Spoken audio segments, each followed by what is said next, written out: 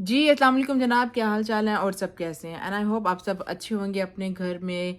और बहुत ज़्यादा दुआएं हैं आप लोगों के लिए। मेरे लिए भी दुआ किया करें। मैं आपके लिए डेली उठ के आपके लिए मेहनत करके स्टडी करके आपके लिए वीडियो लेकर आती हूँ। अच्छा जनाब, अगर आप तो अब मेरे चैनल पे नए हैं तो मुझे सब्सक्राइब और मुझे फॉलो कर दें टिकटॉक के ऊपर, ठीक है। आज की जो मैं वीडियो बनाने लगी हूँ वो वीडियो टॉपिक है कि जो दुबई में, सऊदीया में, कुवैत, कतर और इन जगहों पे मेरे जो भाई रहते हैं उन लोगों के लिए मैं थोड़ी सी मेहनत मशक्क़त करके एक वीडियो लेकर आई हूँ। जैसे कि आप सब लोग जानते हैं कि जब मैं लाइव जाती हूँ तो मोस्टली ऐसे लोग होते हैं जो कि बेचारे दुबई में स्ट्रगलिंग कर रहे होते हैं और उनके पास इतना सोर्स ऑफ इनकम नहीं होता कि वो कनाडा जैसी कंट्री में आ जाए। उनको मैंने दूसरे तरीके भी बताए कि भाई आप कैसे कनाडा आ सकते हैं, आपको कनाडा आने के लिए कौन सी डॉक्यूमेंट्स चाहिए, ईच एंड एवरीथिंग। लेकिन समहाउ उनको कुछ नहीं समझ आ रही, उनको अप्लाई करने में मुशक्कत हो रही है उनको। एनीवे, तो अगर वो अप्लाई भी करते हैं तो कभी रेज्यूमे, कभी डॉक्यूमेंट्स, कभी पॉइंट्स, पता नहीं कौन कौन सी वीडियोस मैंने आप लोगों के लिए बता दी हैं। इन शॉर्ट, आज मैं जो बात करने लगी हूँ आपके लिए वो ये है कि जो मेरे बहन भाई दुबई जैसी कंट्री में रह रहे हैं और सऊदीया, कुवैत, अगेन इसी जगह पे, ठीक है। मोस्टली जो पाकिस्तानी जो इन जगहों पे ही होते हैं, ठीक है, इसलिए मैं इन कंट्रीज़ का नाम ले रही हूँ, लेकिन ये अप्लाई दूसरे लोग भी कर सकते हैं। अगेन मेरा जो मेन फोकस है दुबई वालों के लिए है, ठीक है।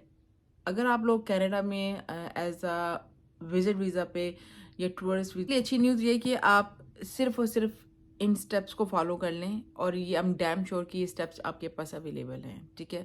वीडियो आपने लास्ट तक देखनी है, ठीक है, कोई स्किप नहीं करनी, धर्म धर्म फॉरवर्ड नहीं करना, क्योंकि अगर आप फॉरवर्ड कर देंगे या कुछ करेंगे तो फिर आपको कहीं ना कहीं मिस हो जाएगा पॉइंट, ठीक है। क्योंकि मैं मोस्टली अब आप लोगों के लिए टॉपिक लेकर आती हूँ ताकि मैं कहीं मिस ना कर दूँ जो इम्पोर्टेंट बात आप तक पहुँचाने वाली हो, ठीक है। सबसे पहले पासपोर्ट चाहिए, वो डेफिनेटली अगर आप पाकिस्तान से बाहर ना तो आपके पास पासपोर्ट तो होगा ही, ठीक है।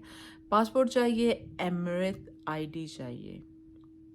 अच्छा जनाब, पासपोर्ट में एक बात नेक्स्ट स्टेप पे जाने से पहले बता दूँ, अगर आपका पासपोर्ट एक्सपायर होने वाला है 1 साल 2 साल बाद, तो बेस्ट ये है कि पासपोर्ट 10 साल का होना चाहिए। वो क्यों होना चाहिए वो मैं वीडियो के एंड में बताऊंगी, तो वीडियो आपने लास्ट तक देखनी है, ठीक है। एमिरेट आईडी, जो लोग वहाँ पे एज अ वर्कर हैं तो उनके पास जो एमिरेट आईडी होती है, ठीक है, दैट्स इम्पोर्टेंट, ठीक है। जॉब लेटर, ठीक है, लेट्स से कि आप कहाँ काम कर रहे हैं, ठीक है, कंपनी वगैरह का नाम जॉब लेटर में सारा मेंशन होता है, ठीक है। कंपनी एनओसी, वो ये क्या है, लाइक जैसे कि आपके आपके बारे में मोर डिटेल होती है कंपनी में, आपका सिस्टम क्या है, आप क्या काम करते हैं, और आपने कंपनी से एनओसी लेटर एक लिखवा लिया कि आप 10 से 15 दिन के लिए आप छुट्टी में जाना चाह रहे हैं और 10 से 15 दिन के बाद आप अपने काम में वापस आएंगे, इस कॉल एनओसी, ठीक है। अब इसके बाद में आता है सैलरी स्लिप, ठीक है। जी हाँ, आप सबके पैसे आपको मिलते होंगे, ठीक है, तो वो जो आपको जो स्टेप होता है वो जैसे कि जिसमें लिखा होता है कि आपने कितने घंटे किए, आपने कितने पैसे बनाए, वो बहुत इंपॉर्टेंट है, ठीक है। और बैंक स्टेटमेंट चाहिए आपकी। बैंक स्टेटमेंट कम से कम 3 to 6 मंथ रिक्वायर्ड है, ठीक है। आ, अगर 6 मंथ की नहीं है तो चलो 3 महीने की भी चलेगी, ठीक है, मतलब कुछ 3 to 6 मंथ बिटवीन, ठीक है, जिसके अंदर आपका तकरीबन तकरीबन कुछ ऐसी इनकम होनी चाहिए जो आपकी क्लोजिंग कॉस्ट होनी चाहिए। क्लोजिंग कॉस्ट क्या है वो भी मैं आपको एंड में बताऊंगी, ठीक है। अब जो क्या कहते हैं, अगर आपके पास बैंक स्टेटमेंट नहीं है, ठीक है, तो आप कह रहे हैं कि कई लोग होते हैं जो उनको सैलरी दूसरे तरीके से मिल रही होती है, ठीक है, I don't know the way, तो उनके पास बैंक स्टेटमेंट नहीं है, ठीक है। इट्स ओके, अगर बैंक स्टेटमेंट नहीं है तो आप पैसे बारो करके इधर उधर से करके आप अपने बैंक में शो कर सकते हैं, लेकिन ये रिक्वायर्ड नहीं है, ठीक है, क्योंकि बैंक स्टेटमेंट मस्ट है, ठीक है। कई लोग बहुत जो वो लोग जिनके पास पैसे है लेकिन यूज़ हो जाते हैं और समथिंग लाइक दिस, वो भी अकाउंट चलता है, ठीक है। लेकिन अगेन अगेन अगेन जैसे सैलरी आई, पाकिस्तान पैसे भेज दिए, खुद खर्च लिया, ये सारा कुछ करते करते करते आपके पास कुछ पैसे नहीं बचते, इट्स ओके, ये भी आपकी बैंक स्टेटमेंट में आती है, आपका अकाउंट रनिंग में है, ठीक है। पर ये जो बैंक बैलेंस शो करने का जो सिस्टम है ना, जैसे आप किसी से पैसे बारो कर सकते हैं या आप अपना प्लॉट सेल करके उसमें डाल सकते हैं, वो सारा पे डॉक्यूमेंट्स आपको शो करना पड़ता है, लेकिन इसका मैं रेकमेंड करूँगी कि आप ना ही करें तो बेटर है। पैसे नहीं है तो बारो करेंगे, अपना घर वगैरह सेल करेंगे, फिर वो डॉक्यूमेंट्स भी शो करना, चलो ये तो फिर भी अंडरस्टैंड है, ठीक है। तो आपका जो बैंक बैलेंस, बैंक स्टेटमेंट वो मस्ट है, ठीक है, आपका अकाउंट रनिंग में होना चाहिए। देखिए जो लोग कई लोगों ने मुझसे ये भी पूछा कि बैंक बैलेंस कितना शो करना है, ठीक है? देखो आप आईआरसीसी जो ऑफ़िशियली जिनकी जो वेबसाइट है, आप पूरी वेबसाइट को सर्वे कर लो, वहाँ कहीं नहीं लिखा हुआ कि आपको 10 लाख देना है, 15 लाख देना है, 50 लाख शो करना है, कहीं पे भी नहीं। देखो, जो लोग कंसल्टेंट होते हैं, जो लॉयर्स होते हैं, वो अपने एक्सपीरियंस के मुताबिक बता रहे होते हैं कि आपने कितने पैसे शो करने हैं, ठीक है? क्योंकि उन्होंने पहले विजिट वीज़ा अप्लाई किया होता है। जिनके वीज़े लगे होते हैं वो अपने एक्सपीरियंस के मुताबिक बताते हैं 15 लाख, 10 लाख, 50 लाख, ठीक है? तो आईआरसीसी में कहीं पे भी रिक्वायर नहीं है कि आपको 50 लाख शो करना है, 10-15 लाख, ठीक है? अगेन आपको इतना होना चाहिए कि आपकी टिकट के पैसे, ठीक है?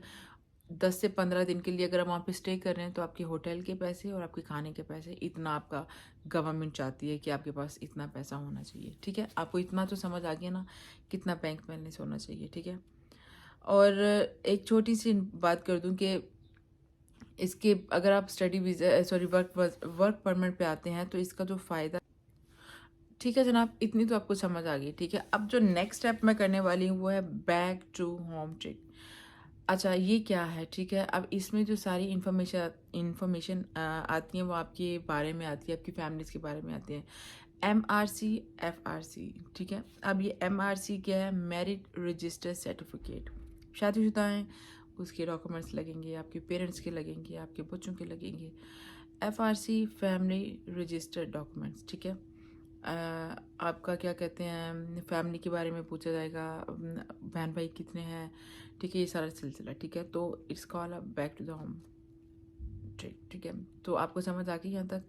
आपको कौन कौन से डॉक्यूमेंट्स की ज़रूरत पड़ेगी, ठीक है? अप्लाई कैसे करना वो मेरी वीडियो मैंने अपलोड की हुई है, ठीक है? टिकटॉक के ऊपर मैंने पिन की हुई है, आप वो जाके देख सकते हैं, ठीक है? अगेन इसके बाद में अब जैसे लोग कहते हैं कि हम तो दुबई में काम कर रहे हैं, हमारे पास तो पाकिस्तान में प्लॉट्स हैं, घर है, वहाँ का बैंक बैलेंस है, हमारे तो ये है तो वो है, तो वो भी आप डॉक्यूमेंट्स आप पाकिस्तान में ऐसा होता है कि आप किसी लॉयर के पास चले जाएं, ठीक है? या कोई ऐसा बंदा होता है जो गवर्नमेंट का बंदा होता है जो स्टैंप भी लगा के दे, आपके लिए एक पेपर भी बना दे। आपके पास गोल्ड है आपकी वाइफ का, ठीक है?